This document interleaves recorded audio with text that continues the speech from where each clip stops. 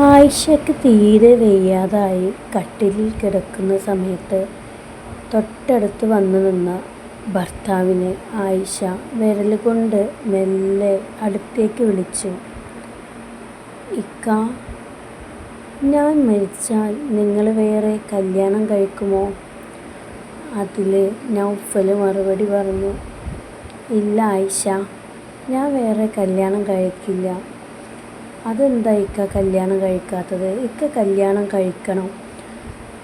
അപ്പോൾ കരഞ്ഞുകൊണ്ട് സങ്കടത്തോടു കൂടി നൗഫൽ പറഞ്ഞു, ഇൻഷാ അല്ലാ, അങ്ങനെ ഒരു വിധി എൻ്റെ ജീവിതത്തിൽ പഠിച്ച റബ്ബ് വരുത്തുകയാണെങ്കിൽ നിൻ്റെ ഖബറിലെ മണ്ണ് ഉണങ്ങിയതിന് ശേഷമേ ഞാൻ വേറെ വിവാഹം കഴിക്കുകയുള്ളൂ എന്ന് നൗഫൽ ആയിഷയോട് മറുപടി പറഞ്ഞു. അന്നൊരു വെള്ളിയാഴ്ചയായിരുന്നു. നൗഫൽ സുബ്ഹി നിസ്കരിച്ചു വന്ന് ആയിഷയുടെ തൊട്ടടുത്തിരുന്ന് കൈവിരലുകളിൽ പിടിച്ചപ്പോൾ കൈവിരലുകൾ തണുത്ത് ഐസ് പോലെ ആയിട്ടുണ്ട്.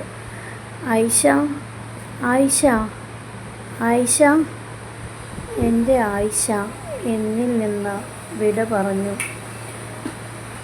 അങ്ങനെ ഏതാനും ദിവസങ്ങൾ കഴിഞ്ഞ് ആയിഷയുടെ ഖബറിനരികിൽ ചെന്ന് ഖബറിലെ മണ്ണ് ഉണങ്ങിയോ എന്ന് എപ്പോഴും പരിശോധിക്കുമായിരുന്നു നൗഫൽ.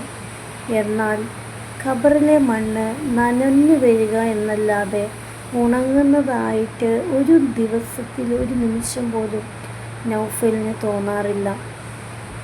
എന്തുകൊണ്ടാണ് ഈ മണ്ണ് ഉണങ്ങാത്തതെന്ന് നൗഫൽ ചിന്തിക്കുമായിരുന്നു. ഒരു ദിവസം നൗഫൽ ഖബർസ്ഥാനത്ത് ഒളിച്ചിരുന്നു, എന്താണ് സംഭവിക്കുന്നത് എന്നറിയുവാൻ വേണ്ടി. അപ്പോഴതാ സത്താറ് വലിയൊരു ബക്കറ്റ് നിറയെ വെള്ളവുമായി വരുന്നു. ഇത് കണ്ട നൗഫലിന് ദേഷ്യം വന്നു. ആ വെള്ളം മുഴുവനും ഖബറിന് മീതെ ഒഴിക്കുകയാണ് സത്താർ ചെയ്യുന്നത്. ഇത് കണ്ട് ദേഷ്യത്തോടു കൂടി, സത്താറെ, നീ എന്താണ് ചെയ്യുന്നത് എന്നും പറഞ്ഞ് നൗഫൽ ഖബറിനരികിലേക്ക് നടന്നു. അപ്പോൾ സത്താർ പറഞ്ഞു, മരിക്കുന്നതിന് മുൻപ് എൻ്റെ പെങ്ങൾ എന്നോട് പറഞ്ഞിരുന്നു, എൻ്റെ ഖബറിൻ്റെ മുകളിലെ മണ്ണ് ഒരിക്കലും ഉണങ്ങാൻ പാടില്ല എന്ന്. ആ മണ്ണ് നനഞ്ഞിരിക്കുന്നത് എനിക്ക് ഒരുപാട് സമാധാനം നൽകുമെന്ന്. ഇത് കേട്ടതും നൗഫൽ മനസ്സ് തകർന്ന് ഖബറിനരികിൽ പൊട്ടിക്കരഞ്ഞു.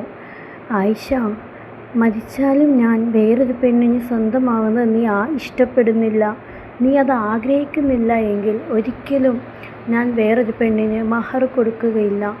നീയാണ് ഈ ലോകത്തും പരലോകത്തും എൻ്റെ മണവാട്ടി.